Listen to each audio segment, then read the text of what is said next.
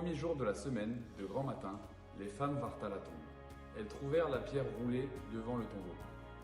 Étant entrées, elles ne trouvèrent pas le corps du Seigneur Jésus. Or, voici que 2 hommes se présentèrent à elles en vêtements éblouissants. Ils leur dirent : « Pourquoi cherchez-vous le vivant parmi les morts ? Il n'est pas ici, mais il est ressuscité.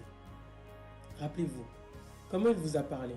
Il disait : il faut que le Fils de l'homme soit livré aux mains des hommes pécheurs, qu'il soit crucifié et que le 3e jour il ressuscite. Alors elles revinrent du tombeau et rapportèrent tout cela aux 11 et à tous les autres.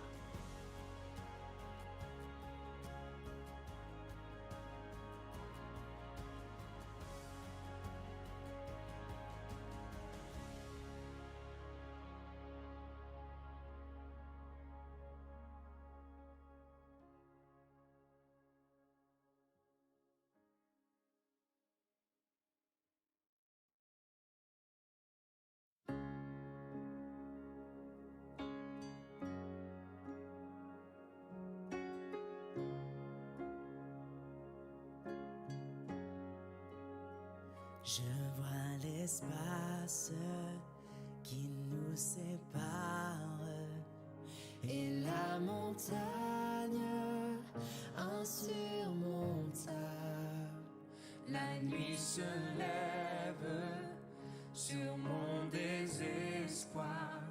J'appelle à toi quand tout est noir. Dans les ténèbres, ta bienveillance toujours éclaire mon âme en paix. Tout est accompli tel qu'il est écrit. Jésus-Christ, mon espérance.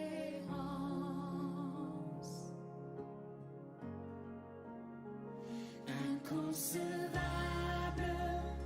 miséricorde, grâce insondable à l'infini, le Dieu des âges, laissant sa gloire, porta ma honte et mon péché. La croix proclame, je suis pardonné. Le roi des rois m'appelle sien. Merveilleux sauveur, auquel j'appartiens. Jésus-Christ, mon espérance. Alléluia, gloire à mon libérateur. Alléluia, la mort c'est dans sa faveur. Mes chaînes ont été brisées, en son nom je suis sauvé. Jésus-Christ, mon espérance. Alléluia, gloire à mon libérateur. Alléluia, la mort c'est dans sa faveur. Mes chaînes ont été brisées, en son nom je suis sauvé. Jésus-Christ, mon espérance.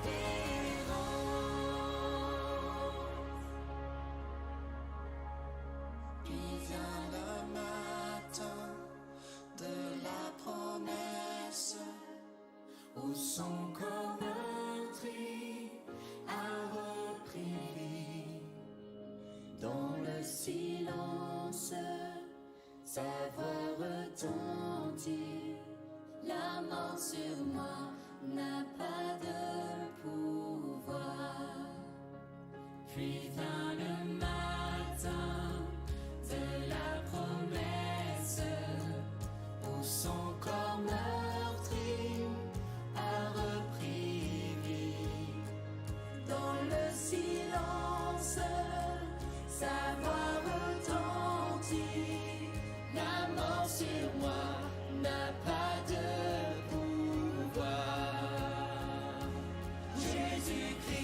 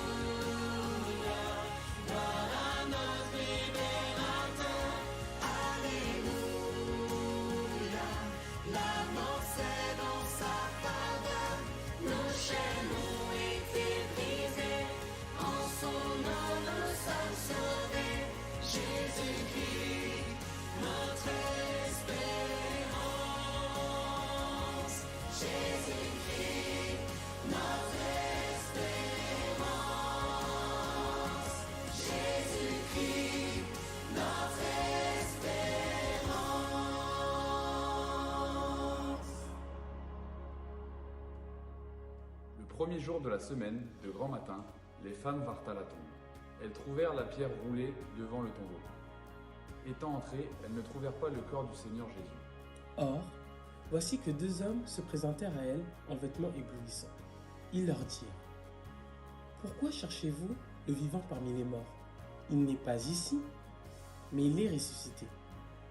Rappelez-vous, comment il vous a parlé ? Il disait, il faut que le Fils de l'homme soit livré aux mains des hommes pécheurs, qu'il soit crucifié et que le troisième jour il ressuscite. Alors elles revinrent du tombeau et rapportèrent tout cela aux 11 et à tous les autres.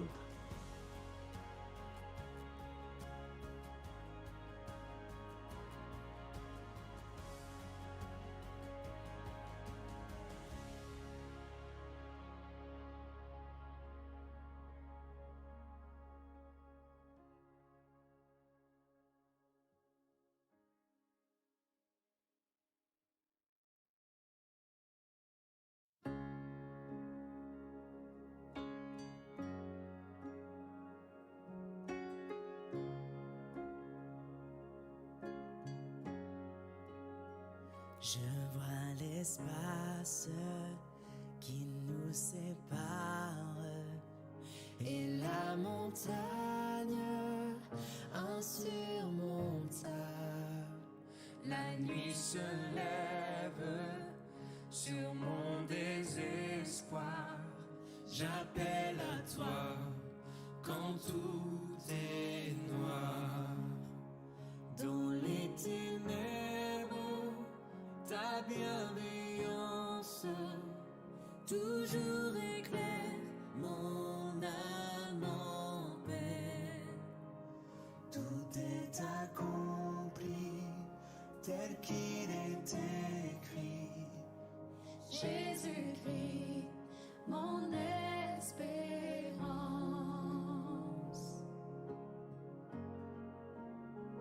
Inconcevable miséricorde, grâce insondable à l'infini. Le Dieu des âges, laissant sa gloire, porta ma honte et mon péché. La croix proclame, je suis pardonné. Le roi des rois m'appelle sien. Merveilleux sauveur, auquel j'appartiens. Jésus-Christ, mon espérance. Alléluia, gloire à mon libérateur. Alléluia, la mort c'est dans sa faveur. Mes chaînes ont été brisées, en son nom je suis sauvé. Jésus-Christ, mon espérance. Alléluia, gloire à mon libérateur. Alléluia, la mort c'est dans sa faveur. Mes chaînes ont été brisées, en son nom je suis sauvé. Jésus-Christ, mon espérance.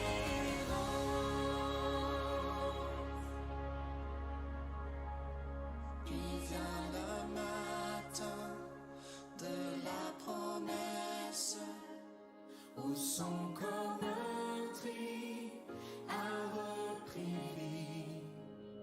Dans le silence, sa voix retentit. La mort sur moi n'a pas de pouvoir. Puis vient le matin de la promesse, où son corps meurtri a repris vie. Dans le silence, sa voix retentit. La mort sur moi n'a pas de pouvoir. Jésus-Christ,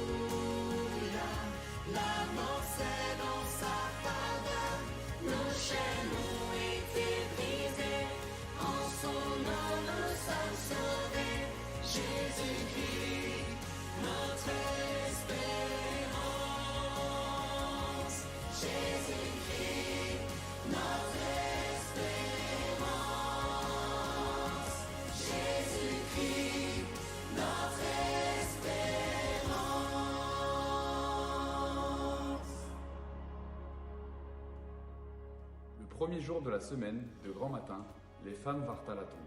Elles trouvèrent la pierre roulée devant le tombeau. Étant entrées, elles ne trouvèrent pas le corps du Seigneur Jésus. Or, voici que deux hommes se présentèrent à elles en vêtements éblouissants. Ils leur dirent : Pourquoi cherchez-vous le vivant parmi les morts ? Il n'est pas ici, mais il est ressuscité. Rappelez-vous, comment il vous a parlé ? Il disait, « Il faut que le Fils de l'homme soit livré aux mains des hommes pécheurs, qu'il soit crucifié et que le troisième jour, il ressuscite. » Alors, elles revinrent du tombeau et rapportèrent tout cela aux 11 et à tous les autres.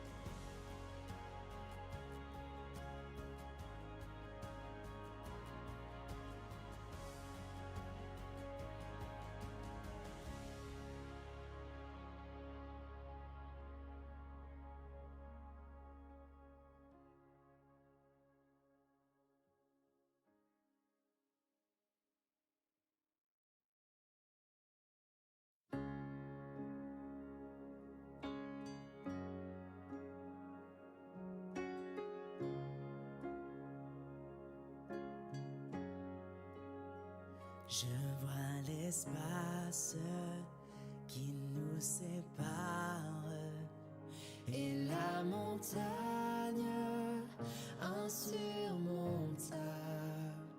La nuit se lève sur mon désespoir. J'appelle à toi quand tout est noir. Dans les ténèbres, ta bienveillance toujours éclaire mon âme en paix. Tout est accompli tel qu'il est écrit. Jésus-Christ, mon espérance.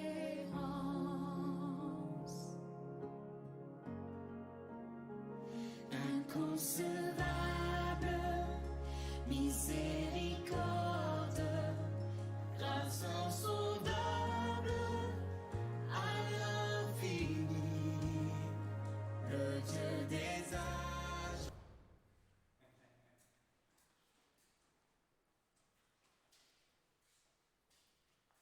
Je vais peut-être reprendre le micro sans fil, parce que le temps de faire des allers-retours. Voilà. Bienvenue à ceux qui attendaient impatiemment là sur Facebook. On est en train de parler des serres du bois. Il est pile poil 10h, 10h01. Donc on parlait des serres du bois, on parlait de jardinerie, de potager. Voilà. Toute la création, elle a été désirée par le Seigneur. Et il nous a donné un mandat particulier de prendre soin de la création. Donc en fait, sous couvert de discussions comme ça, qui semblent assez presque futiles, le Seigneur, il nous équipe là, en tant que communauté, en tant que frères et sœurs, pour prendre soin de ce qui nous entoure, que ce soit les individus, mais que ce soit aussi les plantes, les terres, voilà, tout ce que le Seigneur a créé et dont il a demandé à l'homme, à l'humain, de prendre soin. La grâce et la paix vous sont données de la part de Dieu, ce Dieu qui vous a donné mandat pour prendre soin de cette création. Grâce et paix en Jésus-Christ. Amen. Pour le psaume pour aujourd'hui, je vous propose le psaume numéro 26. Et alors c'est assez étonnant. Je vais peut-être vous lire aussi le 37, parce que hier j'ai hésité entre le 26 et le 37, beaucoup. J'étais là-bas devant l'ordinateur et je me disais, bon, le 37, on l'utilise quand même assez souvent, etc. Et, le 26, allez, 26. Et en fait, ce matin, quand j'ai ouvert mon application Bible sur le téléphone pour lire mes textes pour aujourd'hui, chaque jour, il y a un verset, le verset du jour. Et c'était un verset du psaume 37, justement. Donc du coup, peut-être que je vais quand même voilà, je vais peut-être vous lire aussi le 37. Mais en tout cas, voilà, déjà le 26 qui me tenait à cœur aussi, et puis après le 37. Du coup, 2 psaumes pour le prix d'un aujourd'hui. Seigneur, fais-moi justice. Moi, je me conduis parfaitement. Je fais confiance au Seigneur. Je ne risque pas de tomber. Regarde-moi bien, Seigneur, mets-moi à l'épreuve, examine le fond de mon cœur. Ton amour est devant mes yeux et je vis de ta fidélité. Je ne m'assois pas avec les gens faux. Je ne vais pas avec les menteurs. Je déteste la bande de ceux qui font le mal. Je ne m'assois pas avec les méchants. Je lave mes mains pour montrer mon innocence. Je fais le tour de ton autel, Seigneur, pour te dire merci à pleine voix et raconter toutes tes actions magnifiques. Seigneur, j'aime la maison où tu habites, le lieu où ta gloire est présente. Ne me traite pas comme les coupables, ne me fais pas mourir comme les assassins. Ils font des choses horribles. Ils se laissent sans cesse corrompre par des cadeaux. Moi, je me conduis parfaitement. Seigneur, délivre-moi, aie pitié de moi. Je marche sur un chemin sûr. Et dans les assemblées, je dirai merci au Seigneur. Oui, Seigneur, nous voulons te dire merci pour tes actions étonnantes et quotidiennes. Merci, Seigneur, de nous préserver, de nous tenir par la main, de nous couvrir de tes ailes. Seigneur, merci de nous permettre chaque jour de contempler ta beauté, de respirer ton doux parfum, ton beau parfum. Tu es merveilleux, Seigneur. Seigneur, les tentations sont nombreuses en nous-mêmes ou devant nos yeux. Alors oui, nous t'en supplions avec le psalmiste, épargne-nous. Épargne-nous de succomber aux tentations. Épargne-nous de nous inquiéter plus que de raison. Épargne-nous de désirer gérer alors que c'est toi qui gères.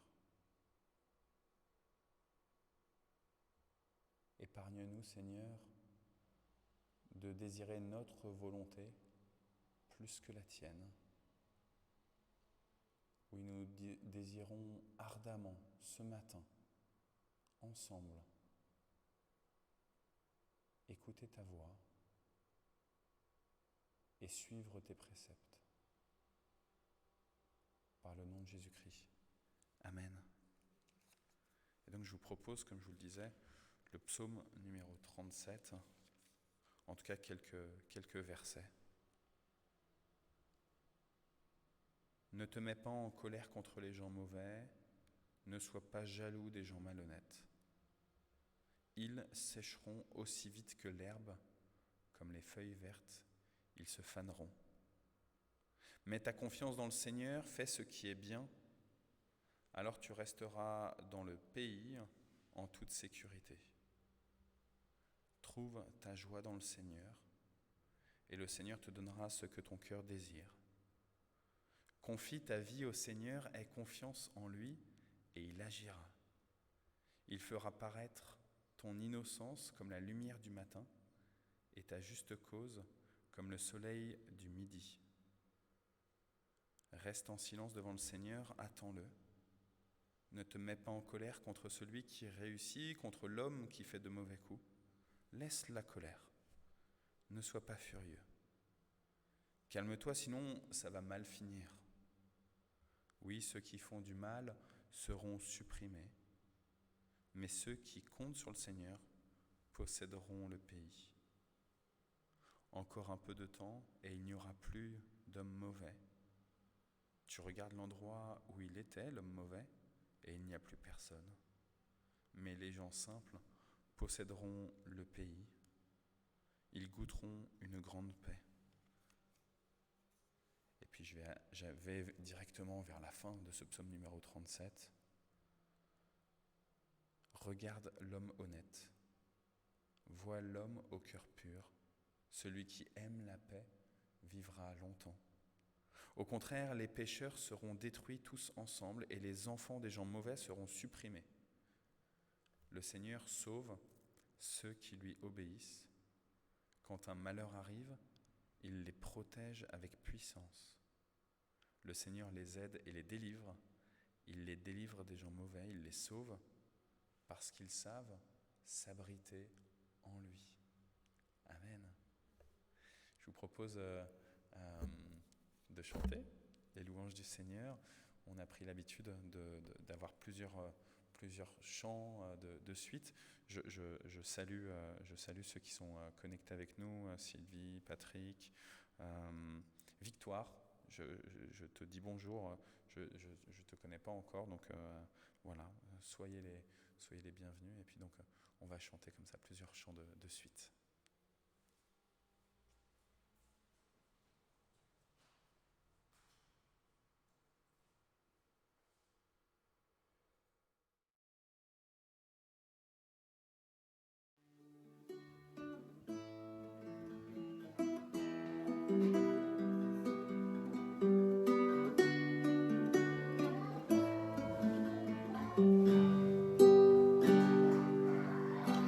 Lumière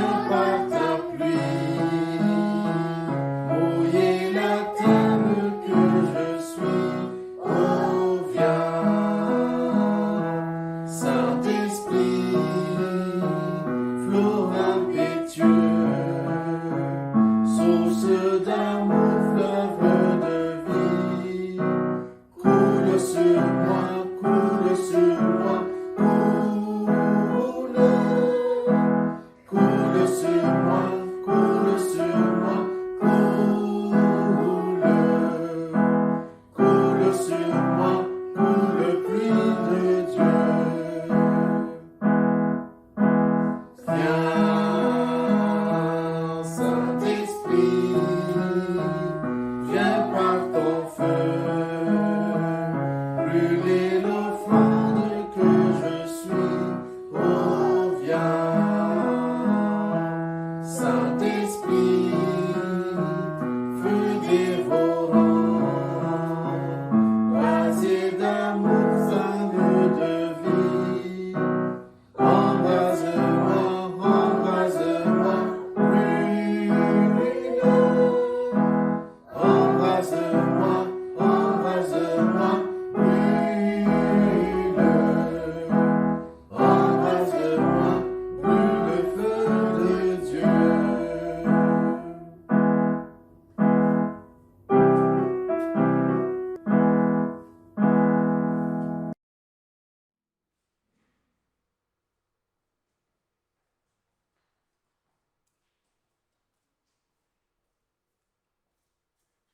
Amen.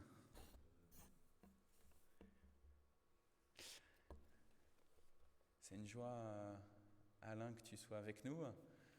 On était heureux cette semaine parce que le Seigneur était victorieux pour toi, puisque après plusieurs semaines de Covid, eh ben, tu es maintenant enfin en négatif et que tu peux retrouver ta communauté, tu peux retrouver Alain, tu peux retrouver Germaine, tu peux retrouver ceux qui sont connectés avec nous. Il y a Patrick, il y a Sylvie, il y a Victoire.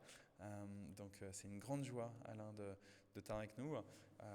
Et dimanche prochain, alors que pour la Pentecôte, on va avoir le baptême de l'Esprit Saint pour tout le monde, mais le baptême particulier de Dana, eh ben, c'est génial que tu sois à nouveau autorisé pour venir dans le temple du Seigneur. Ah, Patrick, tu dis que le son est un peu trop faible. Alors, je vais juste faire...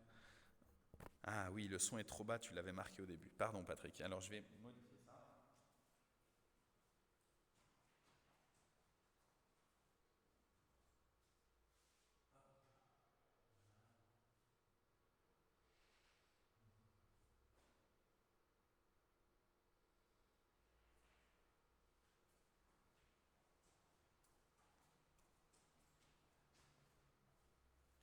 Voilà, je pense que là, ça devrait aller. Pour vous aussi dans le temple, du coup, ça fait très fort.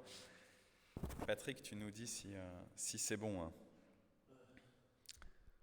Je pense que normalement, il y a tout qui doit fonctionner. On va voir. On en est toujours avec notre lettre que Paul a rédigée à Timothée. On est au chapitre numéro 3. Il y a 15 jours, puisque la semaine dernière, pour le jeudi de l'Ascension, on a fait une petite pause pour se concentrer justement sur les textes où Jésus monte auprès du Père. On avait fait une petite pause. Eh ben voilà, gloire à Dieu, dit Patrick. Donc on avait fait une petite pause après s'être concentré dans le chapitre 3 sur le bon témoignage que doivent être les pasteurs, les bergers, les responsables des communautés, les presbytéroi. Et donc je vous avais dit, à la fois c'est les pasteurs, mais finalement on est tous appelés à être des pasteurs, parce qu'on est tous appelés à prendre soin de ceux qui nous environnent comme des bons bergers, à l'image de celui qui est le seul bon berger. Et donc on est appelé à ce qui était comme recommandation de Paul à Timothée, appelé à être un pasteur, lui, pour nous aussi, appelés à être des bons pasteurs, eh ben voilà, on doit le faire nôtre, quoi. Et ça doit être un challenge pour nous. En fait, Paul, il continue, après avoir décrit comment doivent être les pasteurs, comment doivent être les presbytéroi, il va continuer avec les diaconoi, les diacres, les serviteurs, on peut dire, serviteurs, et les servantes, vous allez voir.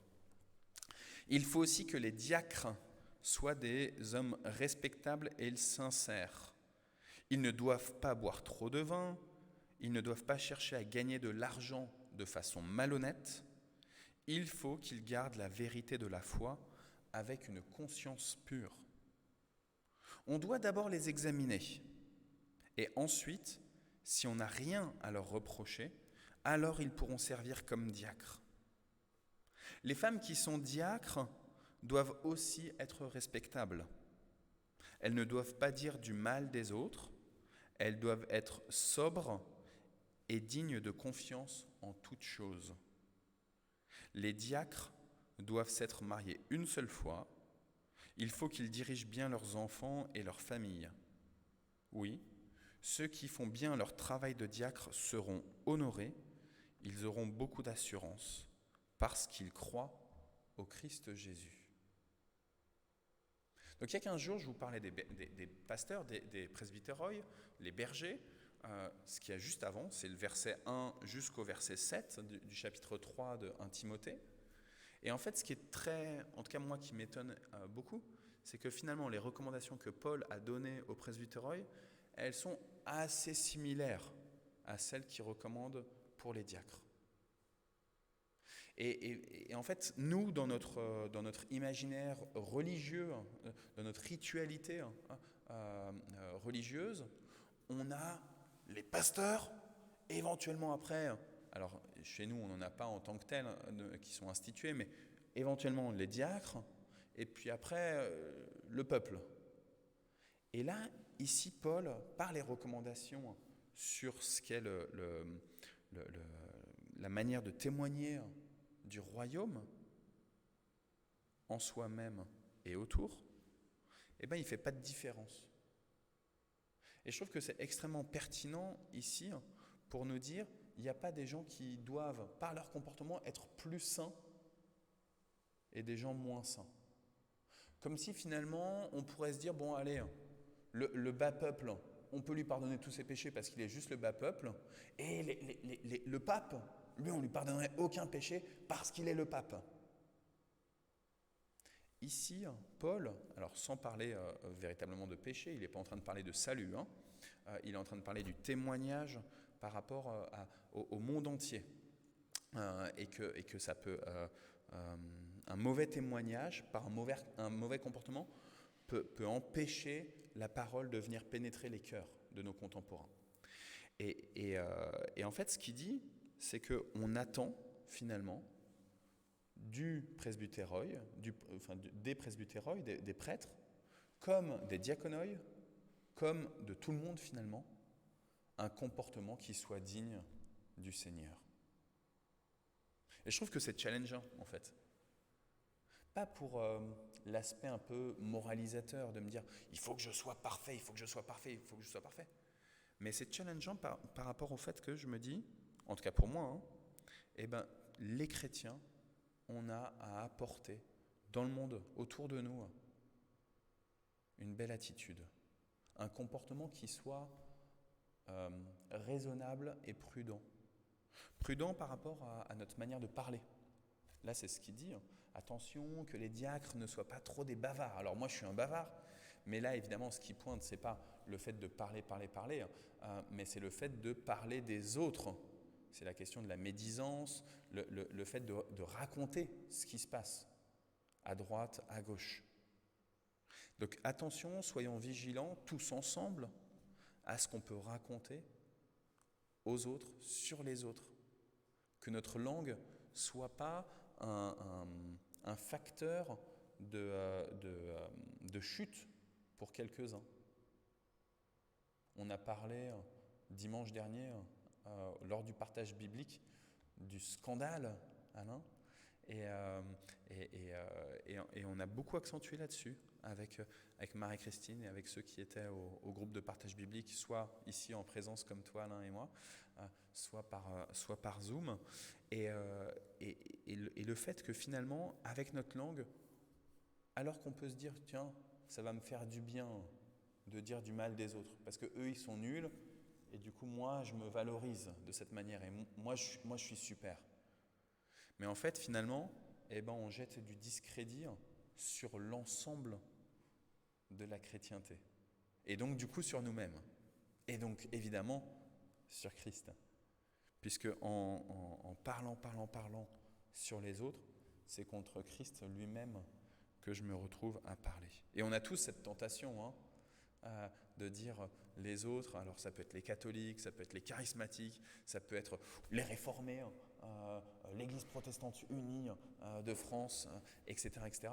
On peut facilement jeter l'opprobre sur tous les autres chrétiens parce que leurs enseignements, parce que leur comportement, parce que ci, parce que ça. Et là, Paul nous dit, attention, ne soyez pas des bavards, ne soyez pas des médisants par votre langue.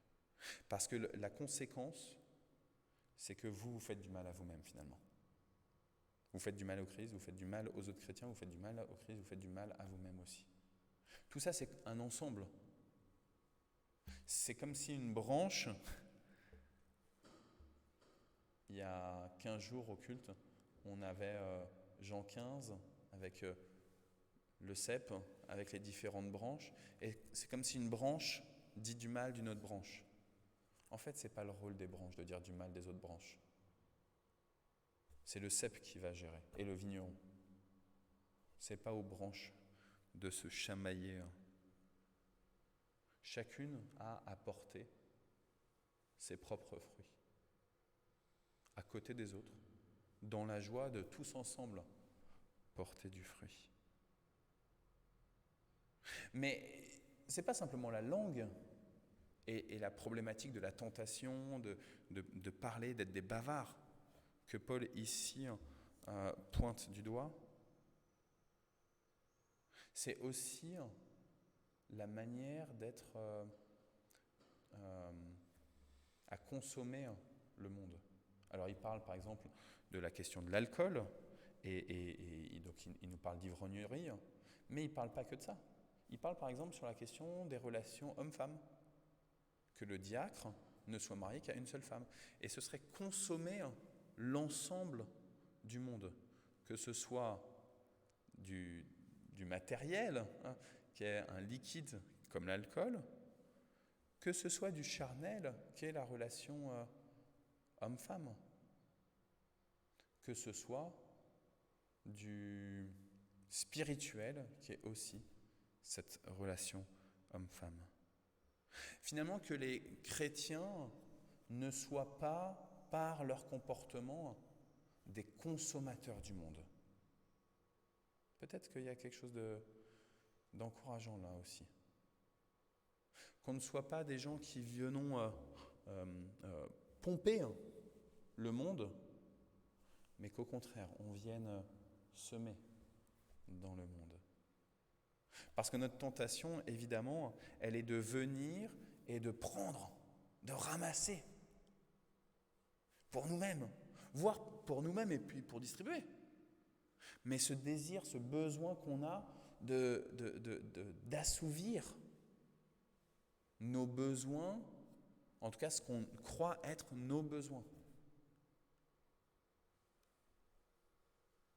Or, pour Paul, il le disait par rapport au pasteur, pour Paul, un comportement d'un chrétien va avoir des conséquences sur son témoignage et du coup sur l'ensemble de l'édification du corps du Christ, l'annonce du royaume de Dieu.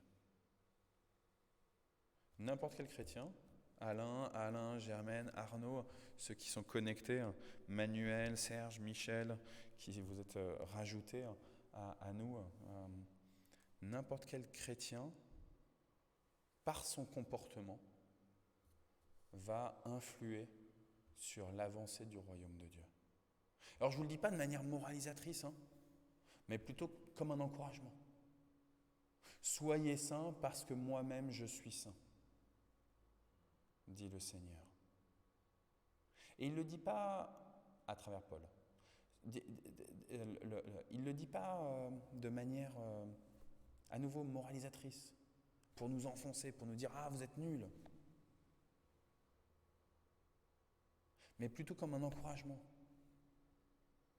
En étant saints, vous allez faire venir le royaume.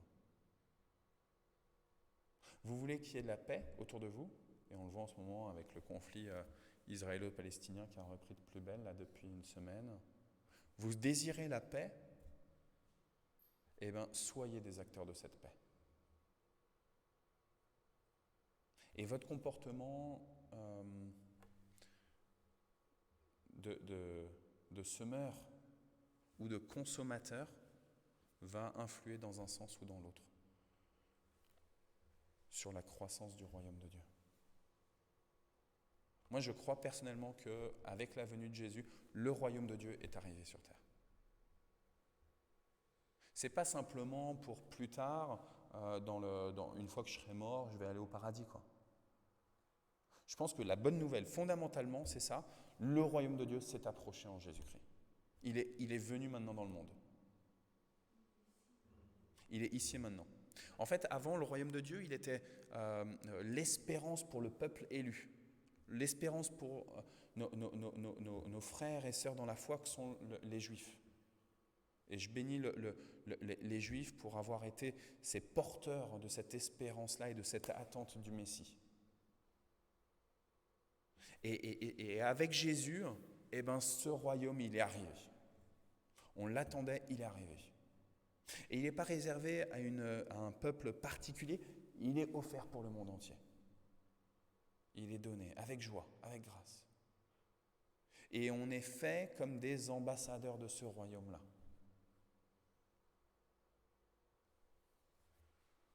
Lorsqu'un ambassadeur parle, quel que soit le pays qu'il représente et dans le pays dans lequel il se trouve, lorsqu'un ambassadeur parle, c'est l'ensemble du royaume de Dieu. C'est l'ensemble du pays qui parle. Et lorsqu'un ambassadeur du royaume de Dieu parle, c'est l'ensemble du royaume de Dieu qui se trouve évoqué. Lorsqu'un ambassadeur déclare la guerre, le pays se retrouve dans le conflit. C'est pour ça que la parole des ambassadeurs, elle est prudente.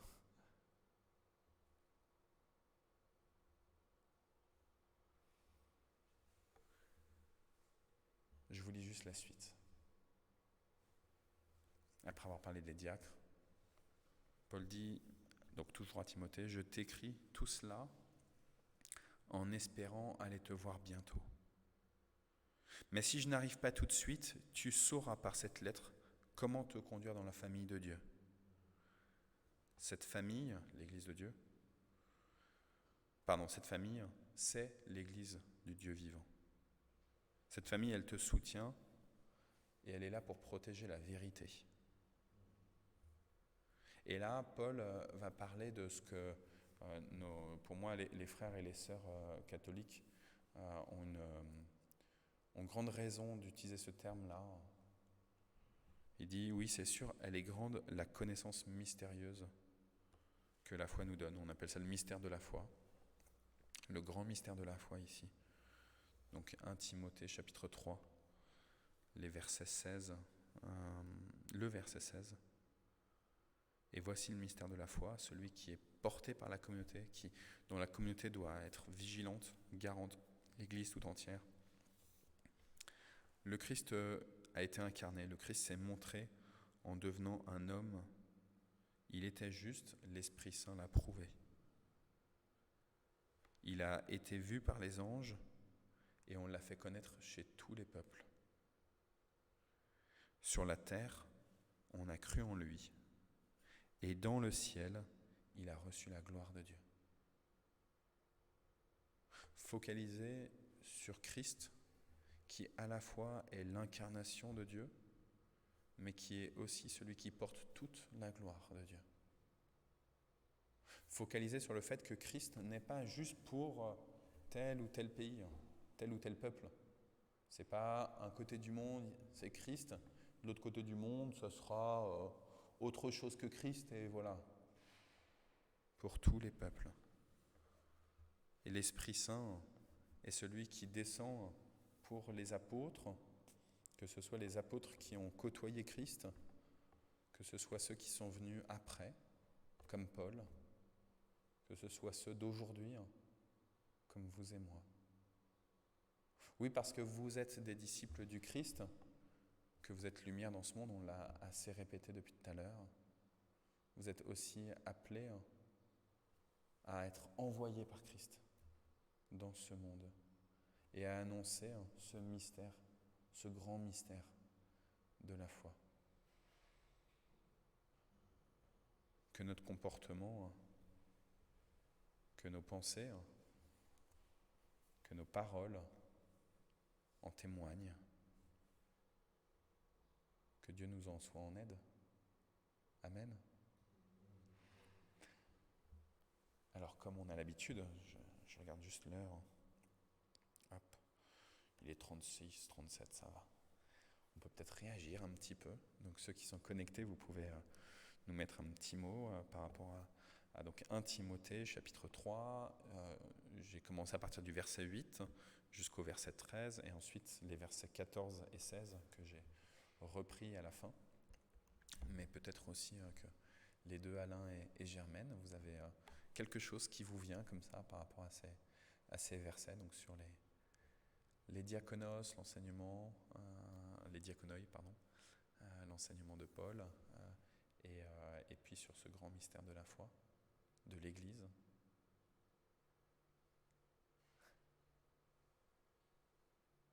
Quelque chose qui vous viendrait par l'Esprit Saint.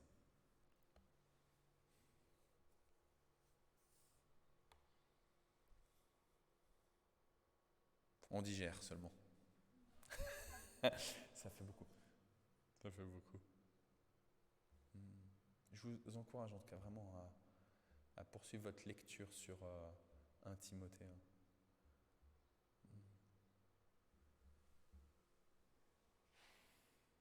Ok.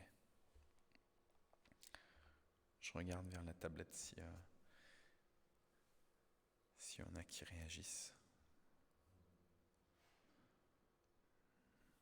Il y a toujours un petit temps de décalage, donc c'est pour ça que je mets un peu de temps pour répondre.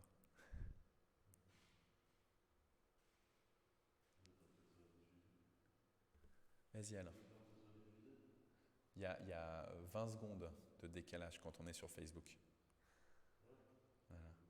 Le temps que le flux part de l'ordinateur, arrive dans les rouages du réseau Internet, il y a 20 secondes. C'est à la fois pas beaucoup et en même temps, tu vois, ça peut être, ouais.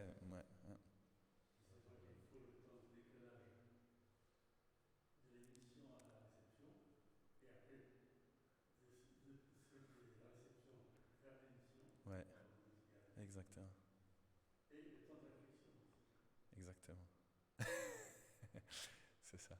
Une fois qu'on a posé la question, de se dire ah zut, Arnaud il nous demande de réfléchir sur zut pour aller plus loin. Mais je pense que il n'y a pas de.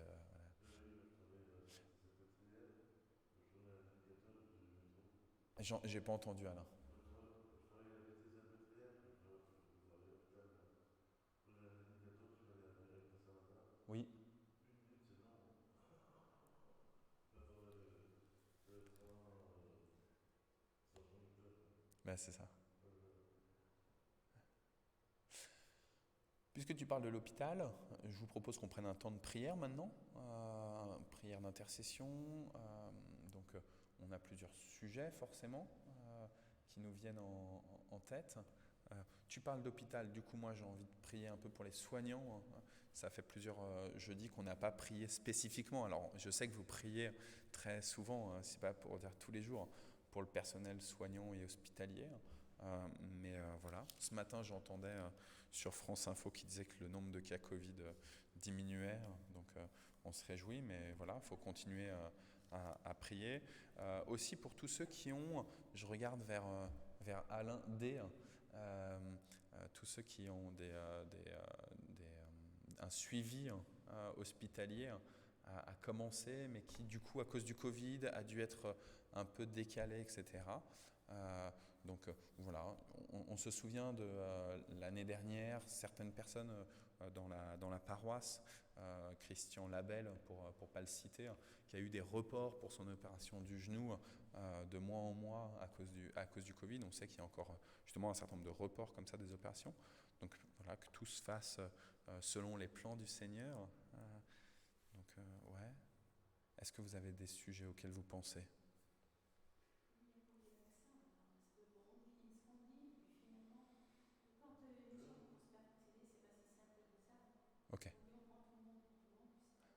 Donc peut-être prier par rapport à la quantité de vaccins et aussi les centres de vaccination, parce que du coup il y a beaucoup de pression. Je pense que ceux qui travaillent en centre de vaccination, ça doit être assez lourd à gérer. C'est lourd à gérer.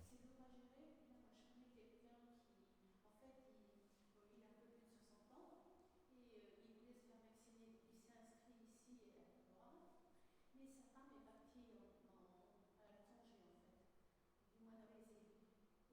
Et il s'est inscrit ici pour pouvoir se faire vacciner là-bas. Les gens arrivés là-bas, ils n'ont pas voulu la vacciner parce qu'ils n'avaient pas reçu son avis. Il leur dit qu'il n'y avait personne dans le centre, il y en a beaucoup de personnes, ils n'ont pas vacciné. C'est ça. Non. Donc prier pour que les dossiers soient traités avec efficacité et souci humain, quoi. Oui, et puis qu'ils sachent discerner un petit peu, parce que là, en l'occurrence, il n'y avait personne, le centre n'était pas souvent libre, mais malgré ça, apparemment, ils avaient des doses, et c'est dit non, après, on peut juger de l'extérieur aussi, parce qu'on se dit s'ils avaient des doses réservées uniquement pour le nombre des élèves, c'est peut-être aussi une conscience professionnelle. Mais bon, des fois, l'équilibre, si tout est ajusté, du bon sens. On peut prier par rapport aussi justement à cette question de la gestion des doses, puisqu'on sait que quand il y a une dose qui est entamée, il faut l'utiliser tout de suite. Et donc on peut vacciner plusieurs personnes avec une même dose. Et on sait que du coup, il y a un certain nombre de doses qui se retrouvent jetées. Donc prier peut-être pour, voilà, globalement un peu un gros sujet sur la vaccination, les centres, le personnel, les personnes qui désirent accéder à ces vaccins. Voilà. Oui. Est-ce que vous pensez à d'autres sujets encore? Disons que j'ai souvent à cœur, c'est-à-dire les médecins, les Oui, infirmières, tout ça. c'est ça. Parce que Con- pour moi, c'est le Seigneur qui leur a mis à cœur de faire de grandes études pour se guérir. Pour se spécialiser. Pour se guérir même parfois les âmes. Ouais. Et ils font un travail formidable, Oui, épuisant, tout à fait.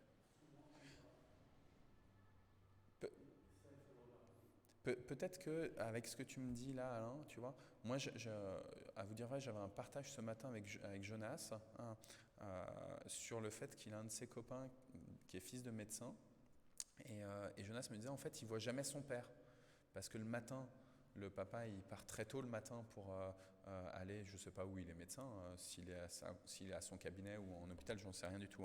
Et il dit, et le soir, même chose. Et en fait, peut-être qu'on peut prier aussi par rapport à ça, globalement sur la gestion entre le travail et la vie personnelle de famille. Alors du personnel médical, tu vois, mais peut-être globalement. Notamment là, depuis hier, il y a la réouverture d'un certain nombre de lieux, etc. J'étais dans le centre-ville, au Place Marché au Blé, et ils étaient contents, ils ont rouvert les terrasses du café, comment il s'appelle le café là, celui avec la verrière là à l'extérieur, le café des sports, ou je ne sais plus comment ça s'appelle. Et donc ils étaient contents, ils rouvrent, etc. Sauf qu'on sent qu'il peut y avoir aussi un tel désir de reprendre une activité qu'on va du coup en oublier la famille ou la vie personnelle aussi. Donc, et la sécurité aussi, la vigilance. Ouais, c'est ça.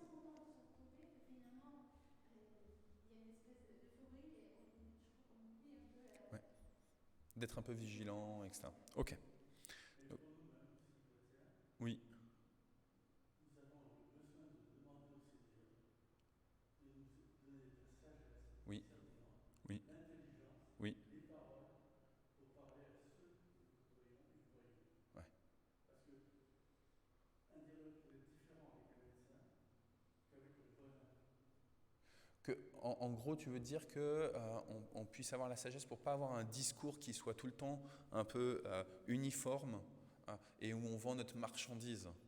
En fait, on est des ambassadeurs, mais on n'est pas des VRP au sens de on n'a rien à vendre. On a annoncé un royaume de grâce. Et donc du coup, il faut qu'on puisse avoir un discours qui soit adapté aux situations des uns des autres, parce que le Seigneur nous connaît individuellement et qu'il veut nous sauver individuellement en fonction de nos contextes particuliers.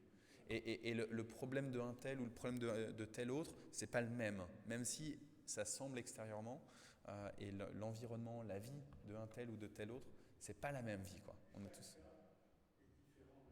Amen. Amen. Ouais. Ok. Ouais. Oser demander aux autres, est-ce que je peux prier pour toi par rapport à ça? Est-ce que tu as envie que je prie là-dessus? Peut-être que la personne va nous dire, en fait, j'ai pas envie que tu pries là-dessus parce que ça va. Mais par contre, du coup, puisque tu me proposes la prière, je veux bien que tu pries sur tel autre sujet. Et ça peut arriver, ça.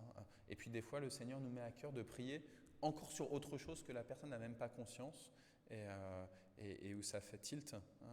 On a été témoin avec Alain. Tu es d'accord, hein, Alain? Alain P. Mardi au groupe de prière de quelque chose qui a été dit pendant le groupe de prière par quelqu'un. Et c'était ultra pertinent, pile poil ce dont la personne avait besoin. Et la personne, on était toutes retournées. Spirituellement, c'était très, très fort, très puissant. Voilà. Vas-y. Les violences à l'égard des forces de l'ordre? Ouais. Ouais. Oui. Oui. Oui.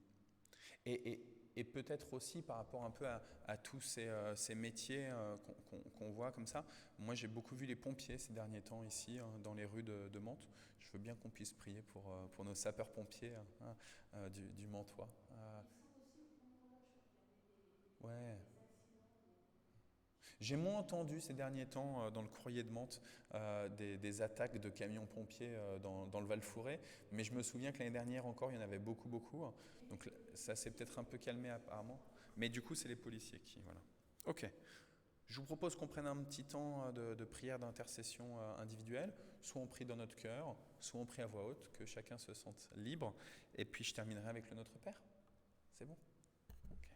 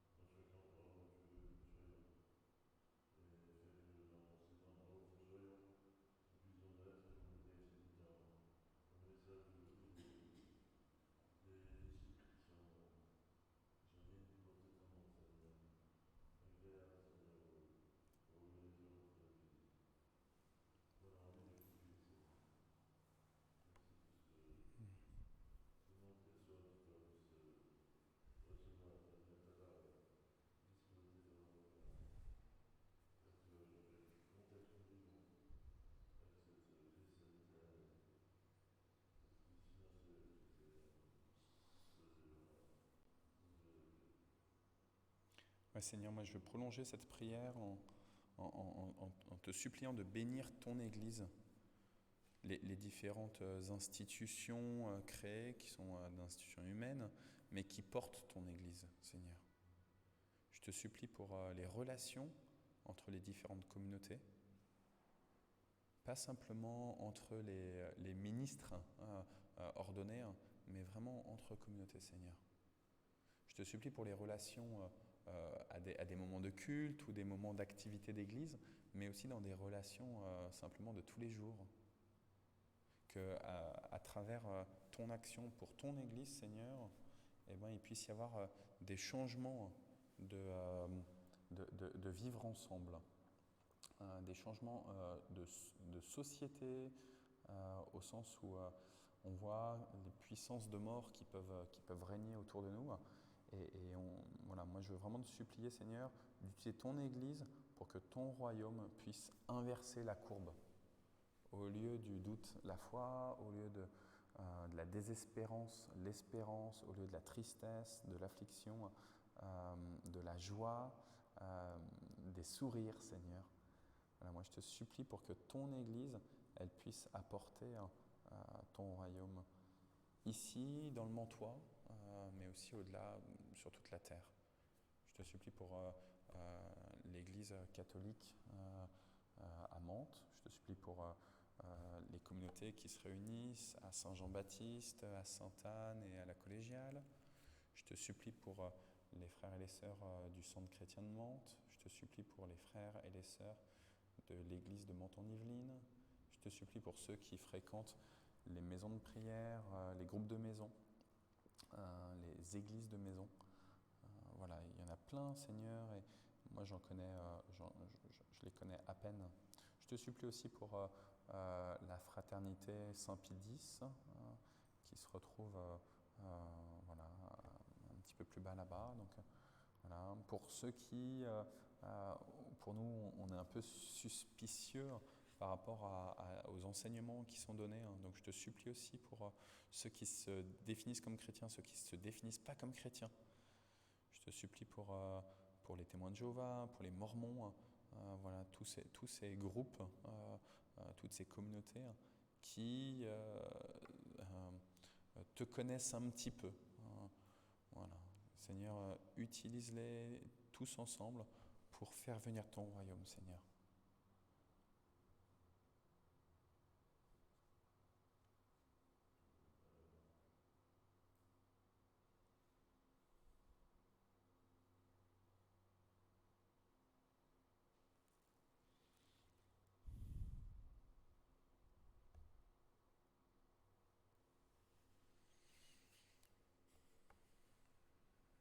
Et tous ensemble, nous te disons la prière que ton Fils nous a enseignée. Notre Père qui es aux cieux, que ton nom soit sanctifié, que ton règne vienne, que ta volonté soit faite sur la terre comme au ciel. Donne-nous aujourd'hui notre pain de ce jour. Pardonne-nous nos offenses, comme nous pardonnons aussi à ceux qui nous ont offensés. Et ne nous laisse pas entrer en tentation, mais délivre-nous du mal, car c'est à toi qu'appartiennent le règne, la puissance et la gloire, pour les siècles des siècles. Amen. Amen. Voilà, il est 10h55. On se donne normalement entre 3/4 d'heure et 1 heure, donc on est pile poil dans les temps impartis pour ce culte du jeudi, ce culte de semaine.